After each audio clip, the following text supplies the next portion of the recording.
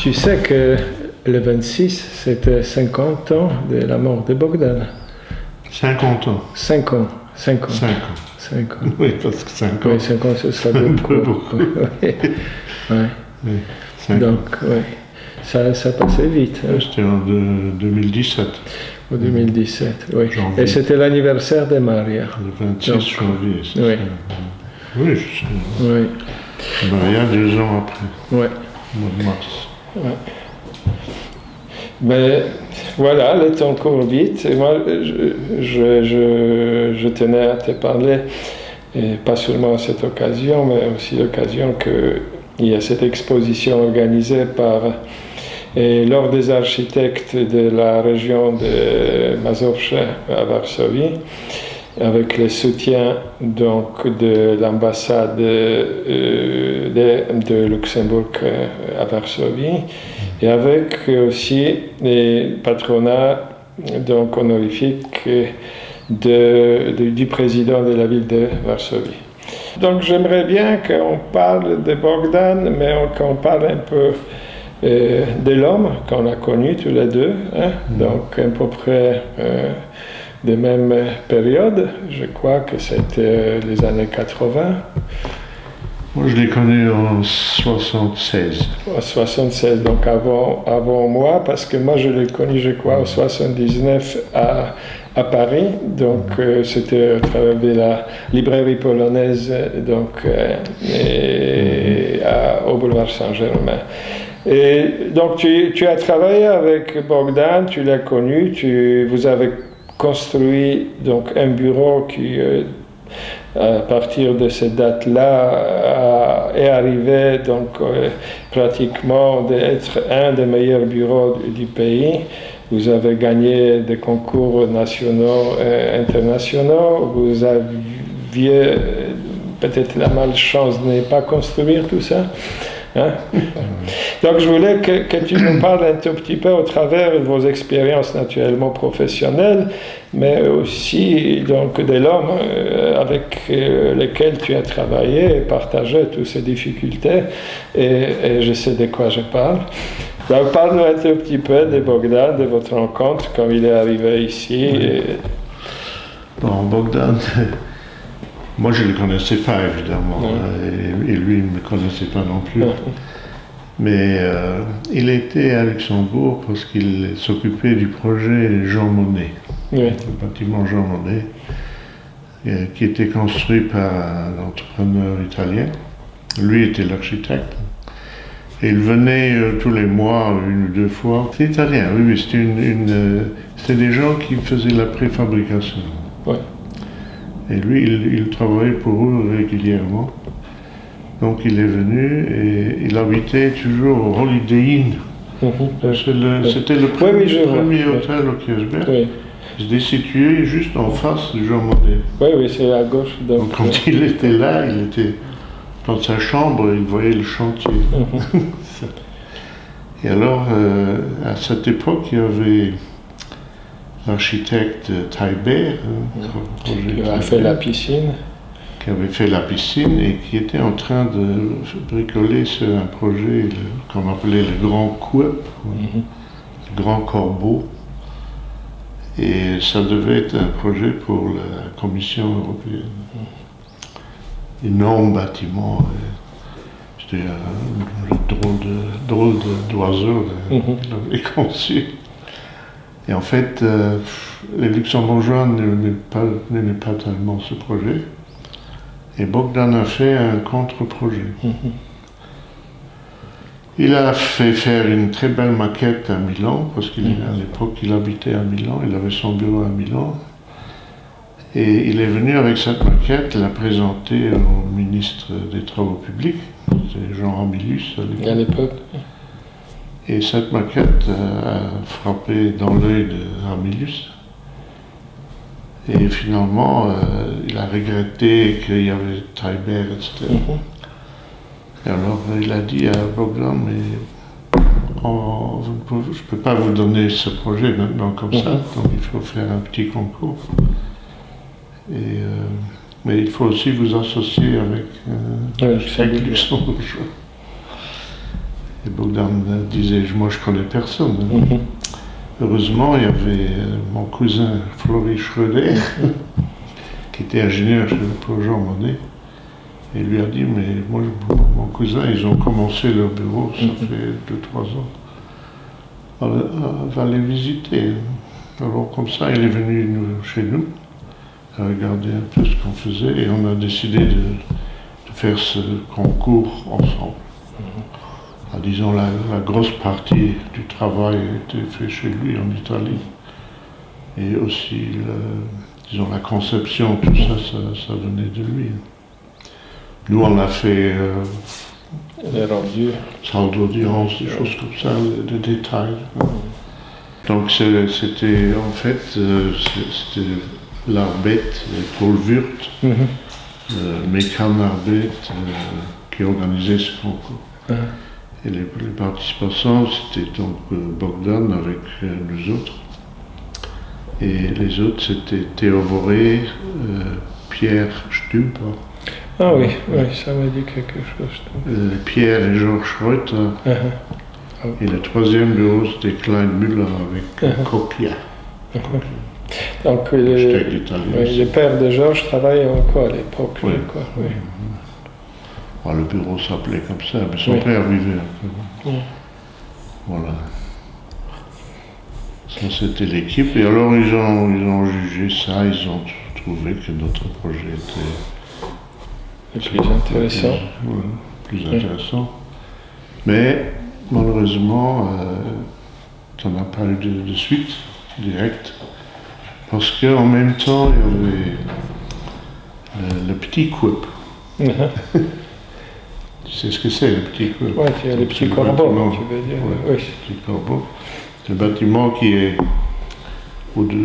en porte-à-faux, vers le Neudorf. Ah oui, celui-là, oui. Donc, et lui, il a construit ce projet, et alors le gouvernement a décidé de ne pas donner suite à l'autre. Oui. Ça, c'était en 1978 à peu près, 78. Et en 79, 80, on nous a appelés, Bogdan et moi, pour dire de faire un projet pour l'extension de la Cour de justice européenne. Oui.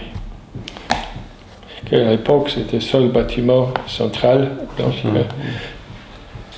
il y avait le palais, le palais de justice, qui avait été fait par Conzenius, luxembourgeois et deux Belges. Alors,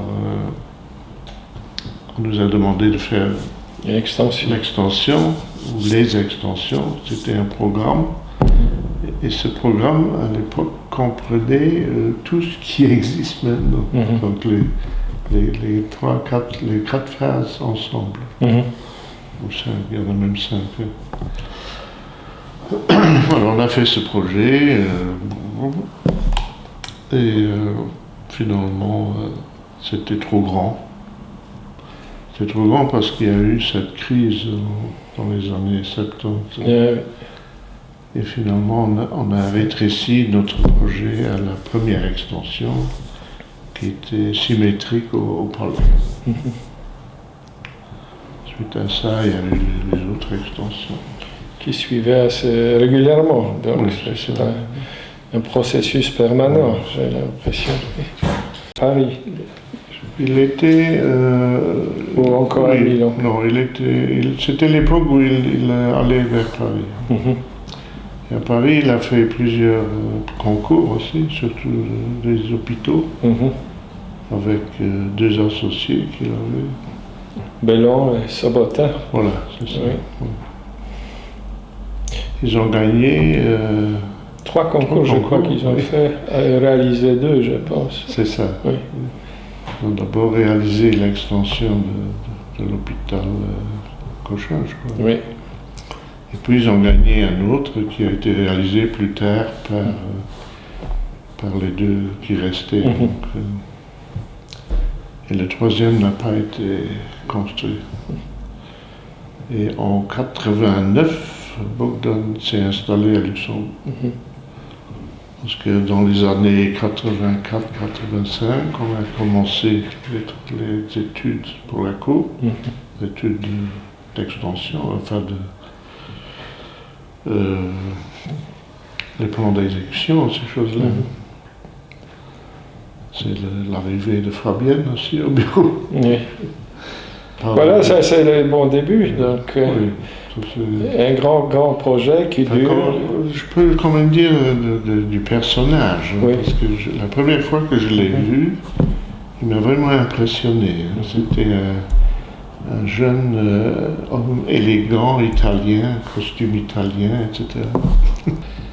Et avec son bureau qui avait quand même 30 à 40 personnes, il arrivait à faire du travail. Nous, on était un peu petits à côté. Oui. Ben, nous avons fait aujourd'hui les tours de la ville, donc on a commencé par Kirchberg naturellement. On a descendu à Pfaffenthal pour remonter de nouveau par les funiculaires. C'est un projet très joliment terminé. Il fonctionne bien et je crois qu'il sera d'une très grande utilité aussi pour dégager un tout petit peu le centre de la ville. Nous avons passé même devant la maison où Bogdan et Marie habitaient, donc où les travaux ont commencé. Ça me fait un peu mal au cœur, mais voilà, c'est la vie. Je crois que nous aurions pas mal de documents qui peuvent bien parler de votre collaboration, donc autant qu'architecte, mais autant qu'hommes. Est-ce que tu veux nous raconter quelque chose qui soit... Nous sommes connus au travers de Bogdan. Oui. Et quelle mémoire, quel souvenir tu gardes de votre collaboration, de votre amitié surtout? Oui, finalement on était vraiment des amis. Oui. Presque plus, je dirais. Oui. Moi je le considérais presque comme un père. Oui. C'était, depuis que je travaillais avec lui, c'était mon professeur, parce qu'il était quand même largement plus développé que moi. Donc il y avait l'expérience de travail à l'étranger, parce que, rappelle-toi, il travaillait aussi en Afrique, en Algérie, je crois. À Alger, ils ont eu un grand projet quand il était en Italie. Dans le palais, il était dans le palais en Algérie. Oui. Et il paraît que le commandant lui a dit « Il faut que je vous montre la salle où se trouve le président. » Et alors, c'était un truc énorme, très haut. Et quand ils sont sortis, alors, le commandant a demandé à Bogdan « Qu'est-ce que vous en pensez ?» Il dit « C'est très grand. » Mais vous ne trouvez pas qu'il a l'air un peu écrasé là-dedans?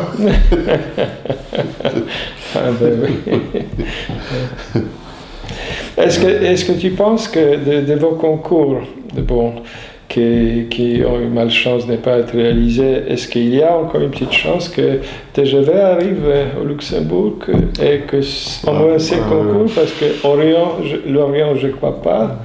Non, et Varsovie, en connaissant l'histoire de ces concours, ils ont installé quelque chose sur la citadelle. Donc je pense qu'il y a une idée de réaliser cette partie. Donc ces concours ont parti sur la citadelle. Mais celui-là qui reste assez songe. Ça dépend. C'est toujours le gouvernement qui change, les ministres qui changent. À l'époque, c'était Lux. Comment ça s'est fait que Perrault était choisi et par qui pour travailler avec vous? Je sais qu'il était imposé par le gouvernement ou par le bâtiment public, mais si je me rappelle, c'était en 95 quand il y avait les prix luxembourgeois de l'architecture. En 94. Perrault est venu à Luxembourg faire une conférence à la Banque de Luxembourg. Et Bogdan et moi, on était en train de réfléchir avec qui travailler pour la quatrième extension, parce que le ministre nous avait dit je ne peux pas vous donner la suite, parce qu'on a fait la première, la deuxième, la troisième. Et je ne peux pas vous donner la quatrième extension sans concours ou sans... parce que les Européens ont réclamé. Ils veulent aussi participer.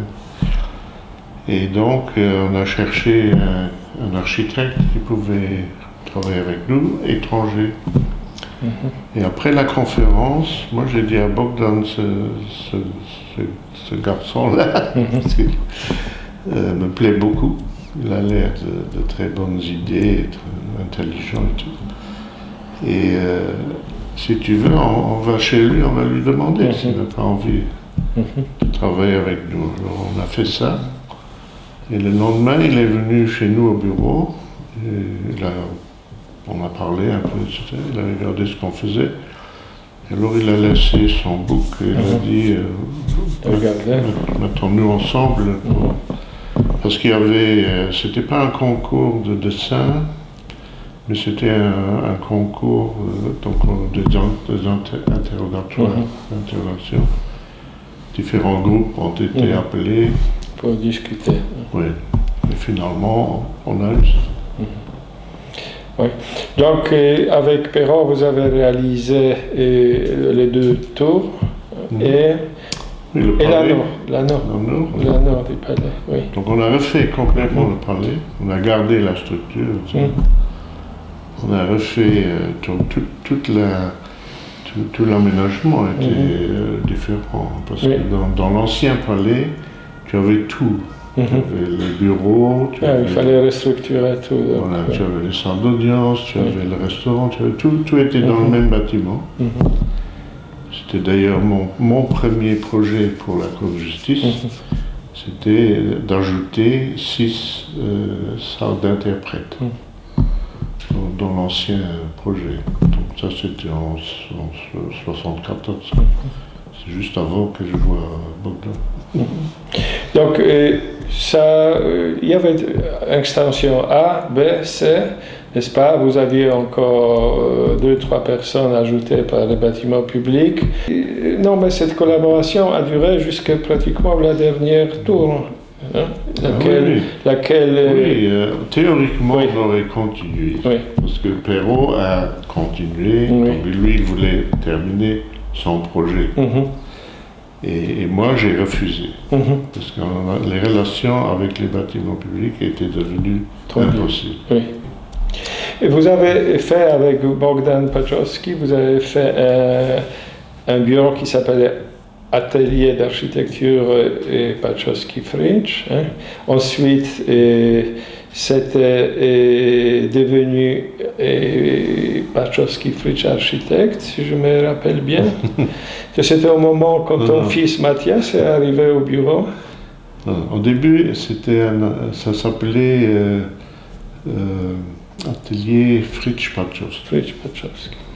Alors moi, j'ai dit à Bogdan, je ne suis pas d'accord, je préfère, toi tu es quand même, il a 13 ans de plus que moi en plus, beaucoup de connaissances en plus. J'ai dit, toi tu dois être devant. On a fait Paczowski et Fritsch. Et le nom c'était Bogdan Paczowski et Paul Fritsch, architecte. Et ça c'était en fait une association de fait, c'était pas une société.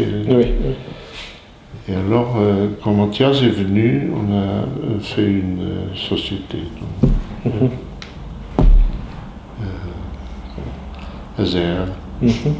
Et après la mort de Bogdan, et toi tu t'es retiré un peu du bureau, et donc Mathias s'est associé avec un autre bureau et c'est devenu maintenant BFF. Voilà. Donc c'est eux qui ont terminé les funiculaires ou il était déjà... Oui, il restait quand même quelques travaux à faire. Oui, Mais c'est un projet que Bogdan a encore réalisé, disons. C'était son dernier projet aussi. C'était le dernier, oui. Il a beaucoup travaillé avec Christophe. Oui. Toutes les informations. Moi, j'ai encore beaucoup à raconter. Si tu veux, vas-y. Donc, parce qu'il y a quand même l'histoire, l'époque du pavillon de Luxembourg. Ah, Séville, oui, j'avais l'occasion d'aller avec vous, donc oui. pour les visiter. Ça, c'était un concours qu'on 95, avait commencé. Oui, 92. Non, 15. Oui, l'exposition c'était 92. 12, oui. Le concours ça a commencé en 89, 90. Et on avait dit on fait ça ensemble avec Jim Clemens. On a fait 2 séances et puis on a dit non, ça marche pas. Jim s'est retiré et puis on a pas travaillé dessus. Et pour ce projet-là, moi j'avais une idée, c'était sa trompe. C'est un petit projet, tout petit, sur un coin, donc on a la chance d'être sur un coin, mais il est tellement petit que les gens ne vont pas le voir. Donc il faut le marquer. Donc c'est pour ça qu'on a fait sa trompe, qui à l'époque, au début, on disait que les gens vont montés par la rampe, mais finalement ils sont montés par l'ascenseur, ils sont redescendus par la rampe. Ben, ça donnait un peu plus de dynamisme au volume. Donc, Bogdan a beaucoup travaillé avec les gens de Paris là, pour tout le scénario intérieur. Et puis on avait François Scuiten. Ah, Scuiten, oui. Le dessinateur. Oui, belge, oui. Et lui, il avait dessiné tout l'intérieur. C'était très intéressant, le travail avec ces gens-là. Après l'exposition, on l'a démonté. C'était prévu d'être construit avec les boulons, mais à la fin, ils n'ont pas eu le temps, ils ont tout soudé, et finalement, il a été détruit. C'est dommage, parce que c'était prévu de le remonter à Luxembourg.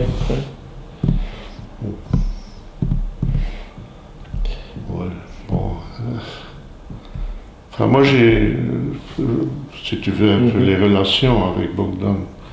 C'était vraiment, on était des amis. On avait des discussions parfois, mais pas tellement. Quand il y avait un problème sur l'architecture,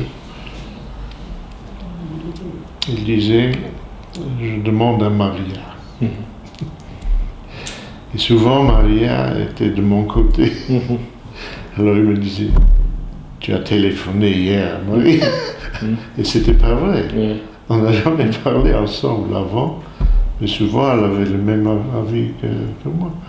Bon, c'est assez rigolo. Ça comptait beaucoup là, pour Bogdan dans tous les domaines d'ailleurs. Et de ses activités, l'opinion de Maria, c'était son premier critique, impitoyable d'ailleurs. Moi j'ai entendu de temps en temps les discussions qui étaient très très dures, tu sais. Hein? Non, elle ne lui pardonnait rien. Oui. Et ce qui était sympathique une fois, si je peux encore appeler ça, c'est quand on a fait les concours pour l'Académie des droits européens à Trèves, Bogdan m'a téléphoné en disant « Panie Stasiu, est-ce qu'on peut se montrer les projets? Donc, est-ce qu'on peut regarder les deux ?» Donc, avant de les remettre, on a regardé encore nos projets en donnant un peu d'avis, très prudemment naturellement, parce que c'était avant les jugements. Hein. Voilà, donc ça c'était sympathique parce que c'est ce que j'aimais bien chez Bogdan, c'est qu'il aimait bien donc de s'exposer aux critiques, parce qu'il avait des réponses, il avait toujours une analyse, on pouvait être d'accord ou non. Et je lui disais aussi souvent, Panie Bogdanie, c'est très beau ce que vous dites, mais les résultats, voilà. Il faut voir les résultats, qu'est-ce que ça donne. Est-ce que seulement la démarche sera suffisante, hein, ou il faut compter avec les résultats aussi. Est-ce que ces deux choses-là ne doivent pas aller ensemble, hein. Donc, bien, merci. Merci beaucoup. J'espère que c'est très important. ça donne quelque chose. Ouais.